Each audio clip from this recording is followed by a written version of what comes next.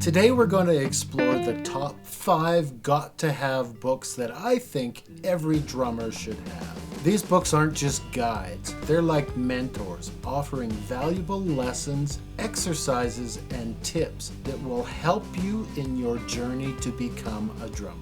Now, whether you're just starting out on drums or just looking to refine your skills, the knowledge in these books will act as a compass, guiding you towards your full potential. I will let it guide me. And you better stick around to the end because we've got our second installment of Rhythmic Roots, the Fundamental 40. Today's rudiment is the drag, another essential rudiment for your fills and beats, and it is the basis for 10 of the 40 fundamental rudiments. Let's do this.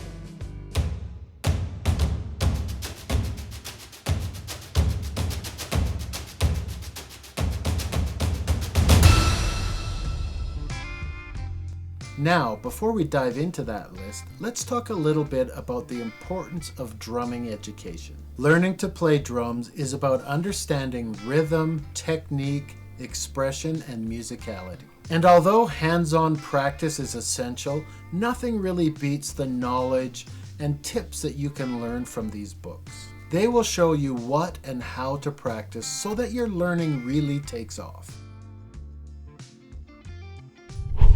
If you only ever buy one drum book, this is the one. Stick Control, often referred to as the Bible of drumming, it is a collection of rhythms from basic to advanced, designed to improve your control, your speed, your touch, and your precision. Written in 1935 by George Lawrence Stone, it definitely stands the test of time as it is still the #1 drum technique book sold in the world. Endorsed by top drummers everywhere, including Steve Gadd, Chad Smith, Cindy Blackman, Travis Barker, just to name a few. I still use it almost every day in my practice routine. Next up, #2 on the list is Syncopation for the Modern Drummer. It is the #1 notation reading book for drummers. It's a great source for learning and improving your sight reading, but it also introduces drummers to the concept of syncopation. Written in 1959 by Ted Reed, it is also easily adaptable to the drum kit and is essential for helping you to improve your independence on the kit. In fact, there are a slew of videos out there on how to use this book alone, so make sure you go check those out. Third on the list is America's Nard Drum Solos. Now, this book is a great source for the first 26 standard American rudiments, but also contains a bunch of solos, song composed of those rudiments that will be instrumental in helping you improve your rudimental play. Especially good for anyone learning marching snare drum, but the rudiments found in here will also help improve any drummer in any genre. I am a huge fan of this book. #4 on my list is Advanced Techniques for the Modern Drummer. Written in 1948 by Jim Chapin, this is still the #1 selling drum kit book in the world 75 years later. For those of you who are a fan, John Bonham loved this book. This book contains a really good method for enhancing both jazz and rock technique.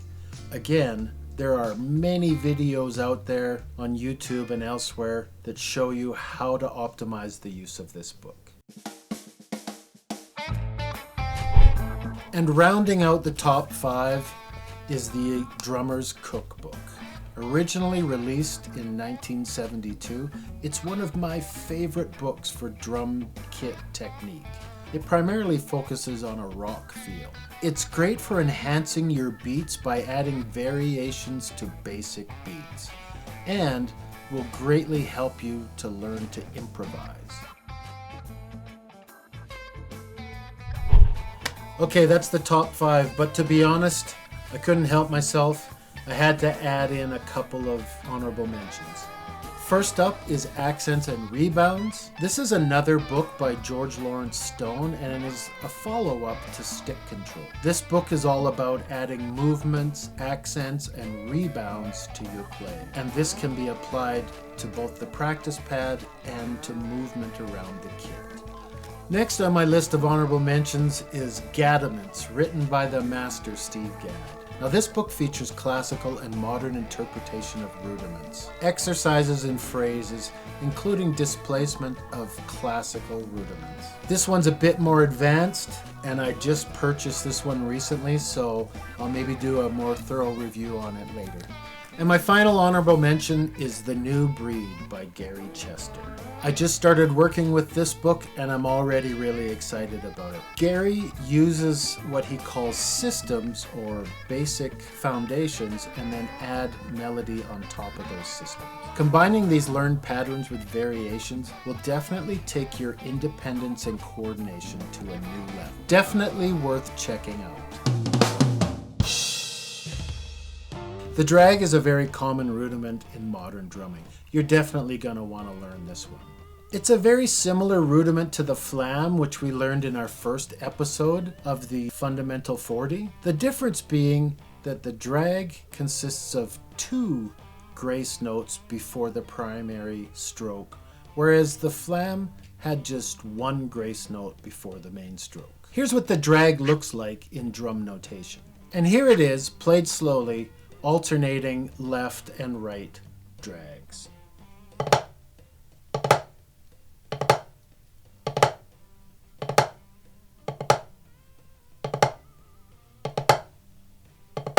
What a drag! The drag, however, is usually played a little tighter and more rapidly than I just demonstrated, like this.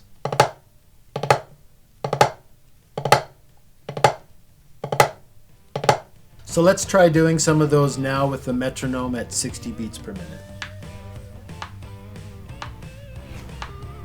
1, 2, 3, 4.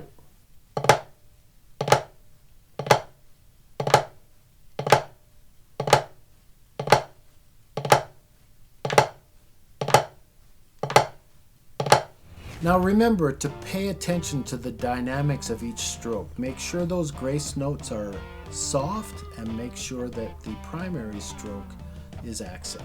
And as always, start slow, focus on precision, and once you're comfortable, try to speed them up. And remember, as I always say, repetition is the key. Practice, practice, practice. So there you have it. As I mentioned at the start, there are 10 different rudiments that incorporate the drag. So in some of our future episodes, we will definitely be seeing the drag again.